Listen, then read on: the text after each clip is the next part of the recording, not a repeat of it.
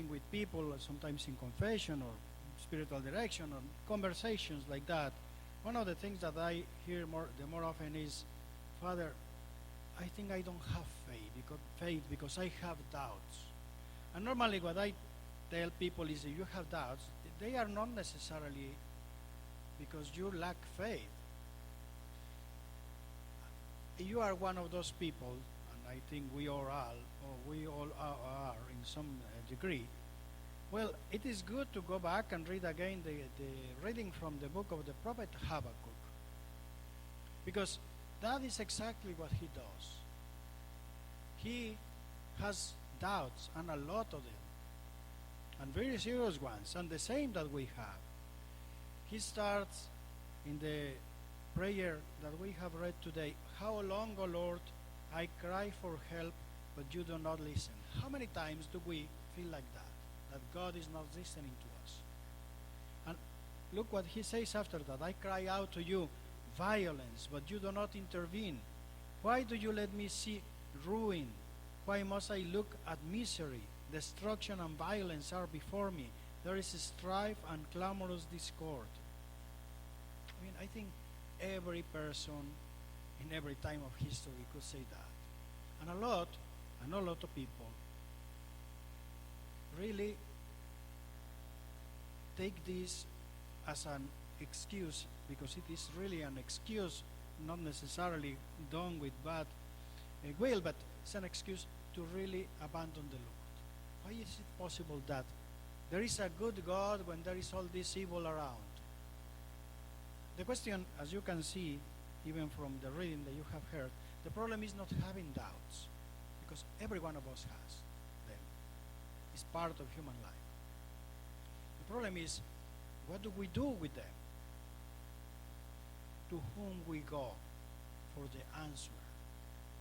And those that take this as an occasion, an excuse to abandon the Lord, to start thinking and accepting that there is no God, is because they really did not go to the one who could answer those questions. What the prophet does, what Habakkuk does, he goes to God with his complaints, with his doubts. And that is a very good starting point. I think the fact of going with those doubts to God shows that he really is a man of faith. And that is the same that happens to us. It's not a problem, it's not a sin to have a doubt, as long as we go to that one who can answer that. And that can become a dialogue, an occasion of deepening in our faith. That is what happens with Habakkuk, because he not only goes to God and tells him why is all this happening, but he does something else. He listens to the answer. And the answer is, write down the vision clearly upon the tablets so that one can read it readily. So, the Lord is telling him, write it down. I have already said it, but let's put it, in written so that it is clear. This is stable, firm for you. For the vision still has its time. Press on to fulfillment and will not disappoint. If it delays, wait for it. It will surely come. It will not be late. So he understands that God is telling him, this is completely sure, it's written.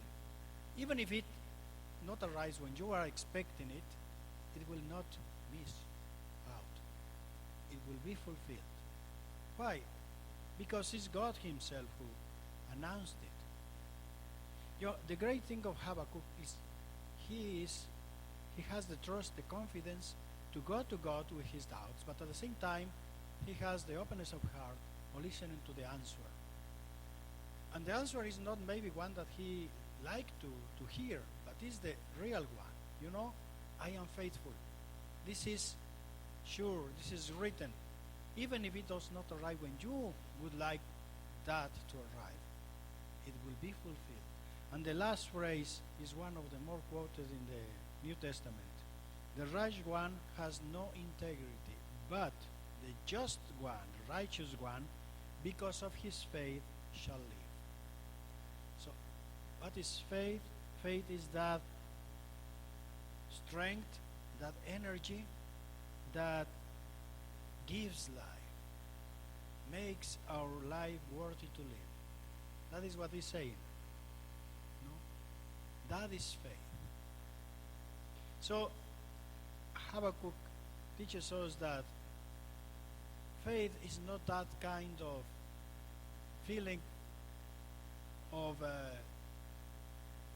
human strength. It's not that feeling that I am really strong, I can really overcome everything. It's not that.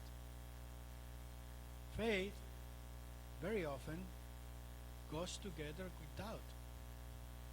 But the doubt is an occasion to engage in dialogue with God and deepening our relationship with Him and discovering that faith is again not a feeling of that I am certain, I am sure, I am strong, but a gift from God that really makes and gives sense to my life, even if I don't feel really very strong from the human point of view. Gift is a gift from God. Faith is a gift from God. It is called a theological virtue for that reason. A virtue that comes from God. And you see, if faith could be something like being certain at the human level and feeling really strong in our own capabilities, in that case it wouldn't be really a virtue. What would we be offering to God in that? Nothing. Only if we see and feel those doubts, that weakness, is when we can really recognize that faith is a gift. It's something that is not coming from ourselves, but from God Himself. And you look at the gospel, that is what we have right there. The apostles tell the Lord, increase our faith. Why is that they are saying that? Just before this, Jesus is explaining them the requirements of being a disciple. And they feel that they are very difficult. Forgiving 70 times 7, not criticizing, not doing, living charity, that is very hard. So I can feel that the disciples, start thinking, this is impossible. We cannot do that. We need more faith, right? That is why they ask, increase our faith. So the doubts can come from what we see around us, evil spreading, violence, like Habakkuk sees, and with the impression that the Lord is not answering. But the doubts can come also from ourselves in front of the demands of Christian life.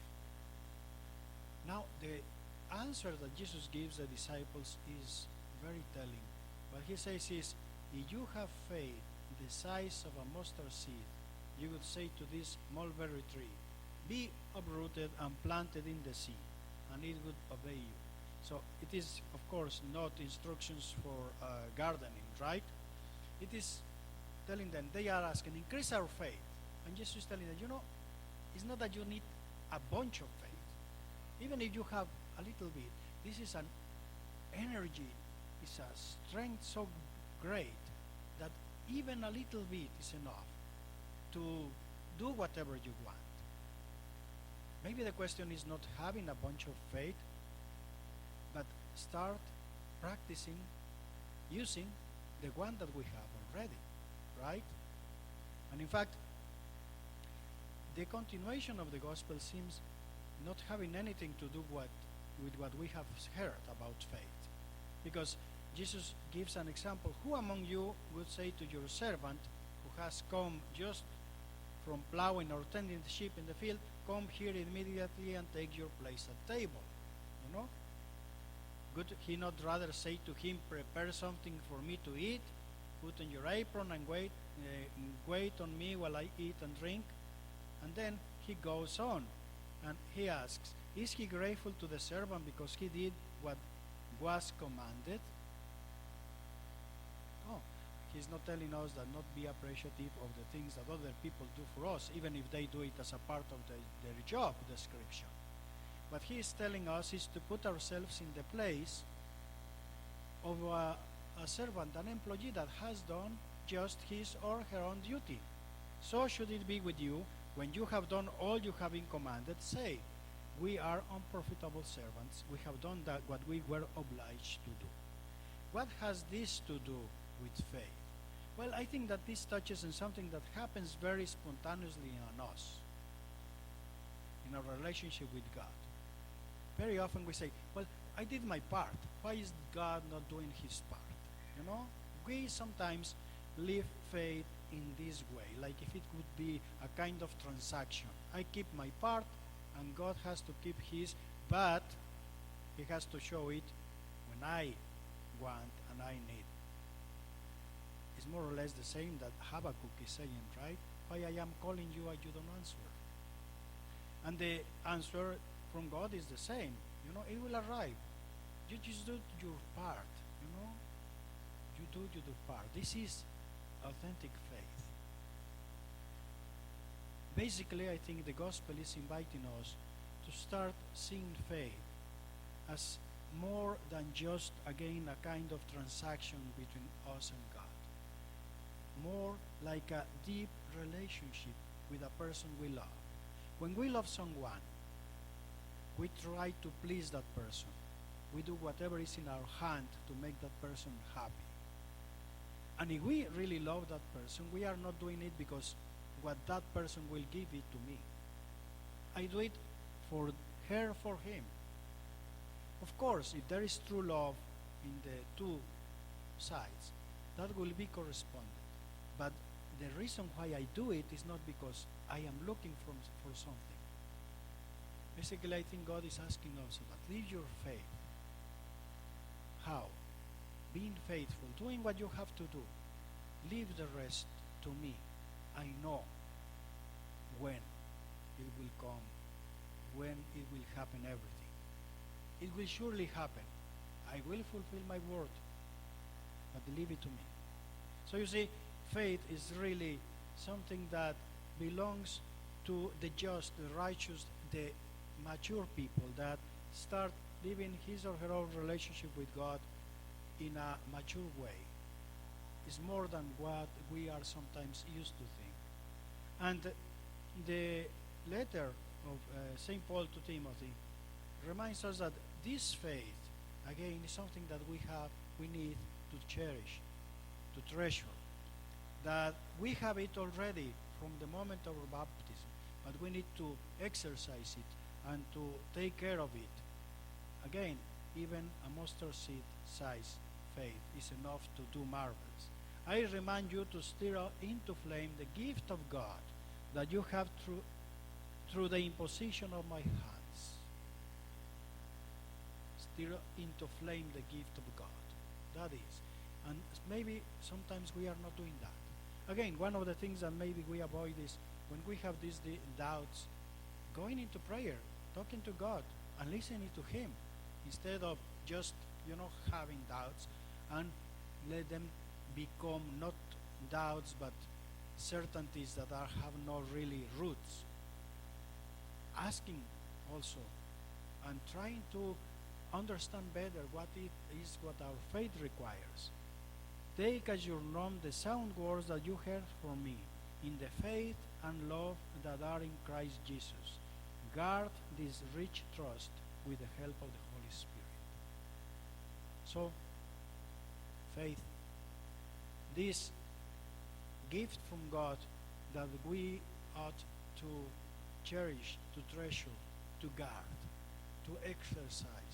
But it is not a kind of transaction, but it's a deep relationship with him in which we live our lives trusting in him and doing our part, knowing that he always fulfills his. And that is what gives life to the righteous one. So let us ask God as we continue our celebration and we feed from his body and his blood to strengthen our faith, to make us really men and women of faith.